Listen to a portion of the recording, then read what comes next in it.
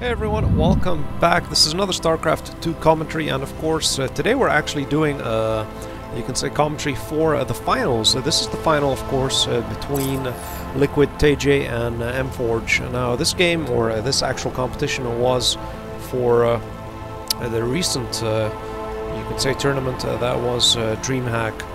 Now let's anyways get back down to the gameplay itself. We do have on the bottom left corner LiquidTaeJa, and on the top right we do have M+ForGG. Now of course these two players are, you could say, the best Terran players so far out there, so it's going to be pretty interesting to see exactly what's going to be happening between these two players. I'm going to jump back and do a little bit of talking in regards to something else, and then we'll get back down to this game. So far I have been releasing, of course, more tutorials for Cities Excel 2012. Soon the Cities Excel tutorials will be coming to an end, so I will start to do other things in regards to making probably another game coverage for all the tutorials, so on and so forth. So I will obviously let you guys know in regards to what I will be covering for the actual gameplay itself. Anyways, let's get back down to the game itself. We do have, of course, TaeJa going down directly for the barracks, including the supply depot right close by. People usually do this to actually prevent the SCV going far off and really closing the gap, or you can say you know, saving that a couple of seconds for the SCV from moving directly back into the mineral line, or moving them directly off before scouting. So that is pretty interesting. Of course, we do have M+ForGG going with that wall off. Typical wall off, of course, for the Terran player. This is, of course, a T versus T, Terran versus Terran. So he is going up for the gas nice and early, so it's pretty interesting to see that happening. And he is obviously trying to harass that. This is to prevent, of course, two SCVs from mining the actual mineral field. Not really very effective. Once that first Marine does come out, that's pretty much in for TaeJa, and TaeJa pretty much did finish off that. We do have the second command center already nice and early up, of course, built up nice in front of the actual ramp itself, so that'll prevent any you can say rushes in case M+ForGG did decide to move up. So this is sort of in a way a semi-wall off, and then he will obviously move it down, drop it down directly there. So it's pretty smart, you can say, strategic building by TaeJa, that he does place the command center at the actual ramp up. So I do believe that both players do have a sort of indirect gentleman's agreement that they will be going off for a couple of bases before they do hit each other. Now we do have that first, I do believe, Terran or a Marine move down to the Zolnaga Tower to scout that out a little bit. We do have both the players going off. We do have TaeJa for gas, pretty heavy on the gas, so we might probably see upgrades. I'm not really sure if he's going to be going for the upgrades. Probably factory, maybe the starport. So pretty interesting to see exactly how he's going to be using that. Second command center, of course, started for ForGG. ForGG, of course, is still not going that much on the gas, though. So ForGG's strategy is going to be a little bit different in terms of TaeJa. So really time will tell exactly what he decides to pick there. But let's take a look at how it is going. We do have ForGG obviously researching stim, so he is probably going for that barracks. That one little Reaper is trying to do a little bit of harass, but not very successfully, especially since TaeJa did pick that Reaper off, so he didn't even manage to get one SCV down at all. So finally starport's coming online, so yes, he is going for that starport build. No, he is using just his orbital for building those SCVs. Stim research nearly complete for ForGG, and TaeJa is going for that starport, so he's going to be switching with that. Yes, Tech Lab, he's going to be doing a hot swap with that Tech Lab, I do believe. It's pretty interesting to see. No, he is going for the Viking and a tank build, so he is going mech heavy, and that sort of makes sense why he had those two gases up nice and early. So here comes the tank. He's going to be sieging up, of course, on the high ground. A very typical, or you can say a standard protocol for a Terran player, especially playing this. We do have cloak research coming online, so he's going to be going a Banshee cloak for LiquidTaeJa. Banshee cloak, a mech, tanks, and a little bit of Marines, while ForGG is probably going to be going on more Marine heavy build, especially since he's doing the stim research already, weapons level 1, and we do have that combat shield as well, including that engineering bay, which is going to start probably the one armor upgrade as well. So he's going to be going simultaneously with two engineering base ForGG, while TaeJa is really concentrating on the actual tank, you can say, build, and tank starport build. Probably a little bit of Banshee harass might be coming into play as well. Or did that siege tank siege just started researching siege tech for the actual tank. Did start researching, yeah, the you can say the, I can't even speak now. What the hell was it called? I forgot. It just completely dropped out of my head. It's pretty funny. Where the hell is the damn thing? You have the engineering bay. There it is. The engineering bay did complete. That's why we do have, of course, the armor again being researched as the armor did start. Where are they? Ah, here they are, nicely tucked away in the back. So pretty interesting to see. He is keeping them in the back as he doesn't want to lose them. And a small little harass coming in. A lot of Marines. Will he be able to pick this off though? He does need the siege up and ready. Yeah, he'll pretty much be able to drop this off. A little bit of micro. He did lose that mule, unfortunately.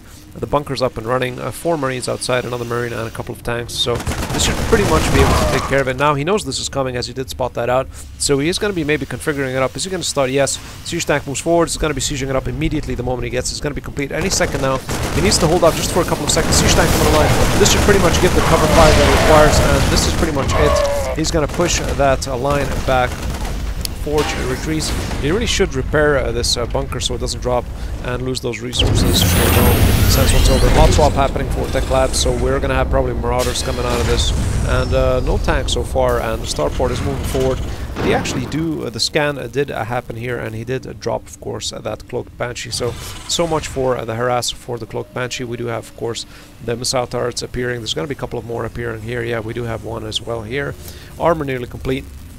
And a Forge is still really going for those starports, so we're going to have another starport in production. Where's that starport though? No, Forge is going for that starport production. He just started it. Here it is, and mech as well. Stim research coming for Liquid, a little bit behind in terms of Stim. Though Stim for Forge has been completed, but he doesn't have those siege tanks ready. So far both players are on 2 bases each. Let's take a look at the actual units. We do have 31 Marines to 18 Marines, so Forge really in the actual, you can say army-wise, has a bigger Marine population in one way or another, but those 2 tanks, especially sieged up, will pretty much mop up these Marines, especially, you know, the siege tank fire does have a lot of splash damage, so really it is effective for, in a way, both the army sizes are equal. Those 2 siege tanks really provide a lot of cover fire, especially against those Marines, so we do have finally 3 siege tanks.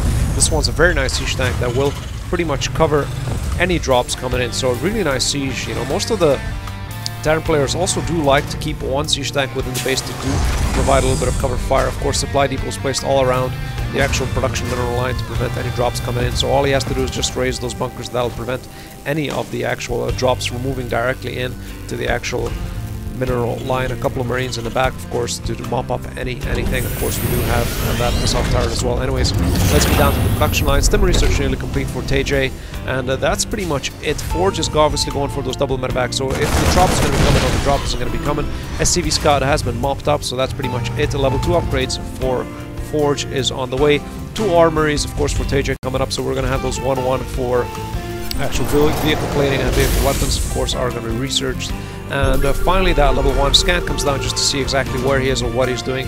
He will pretty much spot this out. Let's take a look at what he does spot out. He spots out, of course, those 3 barracks and the starport, and he does spot out the command center. So he knows he is going for the 3rd command center. So this should pretty much give LiquidTaeJa a good insight into exactly what's happening. So will the push be coming out? We do have 4 medevacs, so we're going to have a drop, I do believe. Some sort of drop. I don't believe he's going to be pushing forward, especially since he does know that there's a siege line here. So he's going to be loading these up, or he's not. This is the question, though. No, he doesn't seem to. So, but the production tab is really crazy for both these players, though. TaeJa is really going for a mech build, while Forge is not really up for a mech. He's really staying with his bio build. So, but it's good to see that LiquidTaeJa did decide to stop in terms of, is this drop going to happen, though? I don't know what he's waiting for. What is he waiting for? What is he waiting for? He should pick him up and move forward. He could do this. He should load him up. What a pity. What a pity. He could have did a hell of a lot more damage if he lifted him up and dropped him off to the actual line itself. Of course, this is going to force Forge to move back a little.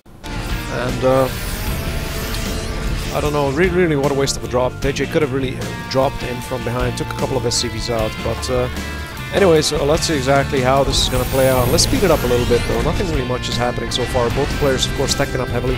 Finally, TaeJa is moving forward for an aggressive push, so he has, of course, a couple of Marines, a lot of tanks, though. He is really, of course, SCV is also thrown into the mix. No, they are moving in for that 3rd position since he did scat out.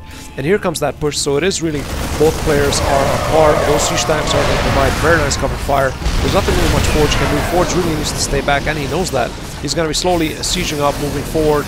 This is the sort of, you can say, I don't know, I would say, sort of call it the slow crawl in a way. It's pretty interesting to see those siege tanks moving forward in a way, though. That was pretty much a drop. That's pretty much the end of that. We do have 3 upgrades coming online for Forge, so Forge really on the upgrade side is pretty nice and high.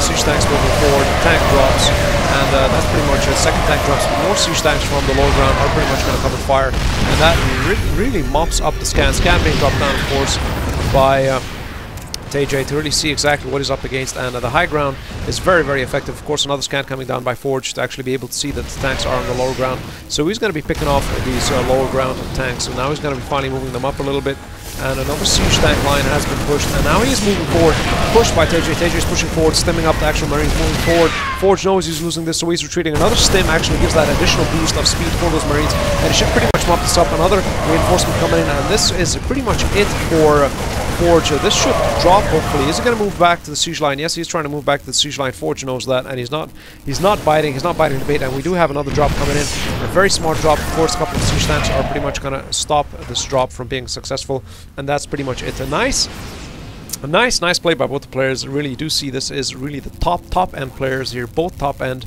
you can say, Terran players. Very nice, and he is going to be chasing them down again, so pretty interesting to see. He's going to siege up the tank. No, he's not, and if he does charge, he could maybe pick it off. Unfortunately, that medevac did drop, and that's pretty much it. Here we have another small little bio ball with a couple of tanks and reinforcements. Of course, both players ironically are for the upgrades nearly the same, while LiquidTaeJa, of course, has those vehicle upgrades a little bit ahead, since she did place down, remember, those double armories a little bit early on in the game. So we do have the 4th command center being placed down, while LiquidTaeJa is a little bit behind in terms of the command centers. He only has 3, but he should, I do believe, no, he doesn't. He is just building up more and more racks. We do have a lot of racks in the main base. We do have around, what is that, 4, 5, 6, 7, 8. We do have 8 racks. 3, of course, are in production. So really a huge build. Here comes the push.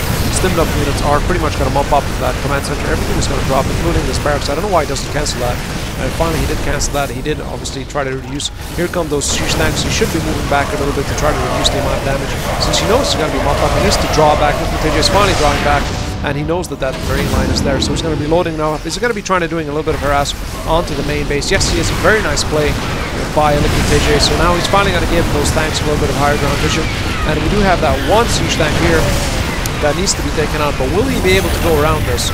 This is the question. Will he be able to go around this and try to do as much damage as possible? Of course, these tanks providing cover fire for the higher ground. This tank just out of range, so there's nothing much you can do. Another scan being dropped down by LiquidTaeJa, giving those tanks a little bit of vision, and this medevac is going to drop. Unfortunately, no, just managed to survive again, and this tank is really providing a lot of cover fire. He's going to be going around, of course, to try to prevent it. Of course, supply finally did drop. And will he be pushing forward? Yes, Forge is pushing forward, and LiquidTaeJa knows that, so he's moving forward. Siege tank does come online, and another one as well. Now the question is, will he have enough time to hold this off? Finally, tanks are coming online, so we should pretty much mop this up. Still, Marines are going to drop that first tank and the second tank as well. Some reinforcements are coming in, so this is in a way a base swap. And command center does drop. Very nice push, very nice retaliation by Forge. And of course, this is going ahead. Siege tank still providing a little bit of cover fire, so there's nothing really much you can do. Another scan moved forward, and he is pushing forward. No, he's not, and we do have more, of course, units coming online. Finally, those level 3 and level 3 upgrades for those tanks have been put into place. So this was really in some way a base swap, though, but still Forge is a little bit ahead, since he does have that hidden planetary here. So he does still have those 3 bases, while TaeJa is still on 2. So really, as time goes by, Forge is having an advantage in terms of economy so far, and so on and so forth, because the economy is really key for the later games to try to continue this, you can say, massive production of units. So let's take it to resources lost. We do have 214, 209, really equal in terms of units lost and in terms of resources, so really this game is really nail to nail. So here comes the push. He loaded them all up. He doesn't want to lose it. He lost one medevac. Will he be able to actually move away with these medevacs and not lose them? This would be really, really nice. A couple of reinforcements moving in finally to hopefully prevent these medevacs from being lost. And is he going to lose them? Yes, he lost a lot of units. Unfortunately, that was really, really high losses for TaeJa. A lot of very good units. He needs to move down, move back to the actual siege line, and again he did that. So really interesting to see. We do have 13 Marines and 4 Marines come down for LiquidTaeJa, and that's pretty much it. This game is really neck to neck, so really, really nice to see that both these players are playing very aggressively. More tanks coming, of course, for LiquidTaeJa, while Forge is obviously looking forward or prioritizing more the Marines. He's having a more Marine-heavy mix, while LiquidTaeJa is obviously looking up or prioritizing his tanks instead of Marines. So Now let's take a look at the actual units. We do have 67 to 52 Marines, while 10 tanks are forged. Now it does have an advantage here, and will that push come forward though? This is the question though. These two massive siege lines have been put up here. We do have 10 tanks to 7, so Forge does have an advantage in terms of actual composition. Now the question is, will he actually try to push out? Is he trying to flank him with this actual push itself? Time will tell. It would be very nice if he could actually pick up one medevac drop and drop them directly at those tanks. That would be very, very nice and very, very effective. So time will tell if this is going to happen. Finally, he's going to spot it out that this planetary is going to drop, so there's nothing really much he can do. He is unsieging his tanks, moving forward, a scan being placed down, so he's splitting up his units. He is probably going for the actual main. The main doesn't have anything, and he knows that scan moving down for the main, so he's going in for the kill. And does LiquidTaeJa know that this is happening though? So far, LiquidTaeJa is going to get a very, very heavy hit here. He's going to be taken out by the actual secondary base dropped, and he did pretty much retreat the moment he dropped that base. And there's nothing really much you can do, of course. More tanks are being dropped on high ground. He's trying to obviously siege him up on the high ground to try to do as much damage. Tank drops. Very nice game by Forge, and very nice micro and macro by Forge. This really gave the game towards M+ForGG. And this is it for Game 1 for the finals of DreamHack that just happened some time back. I hope you guys enjoyed this. Give it a thumbs up and see you guys in Game 2. Happy gaming.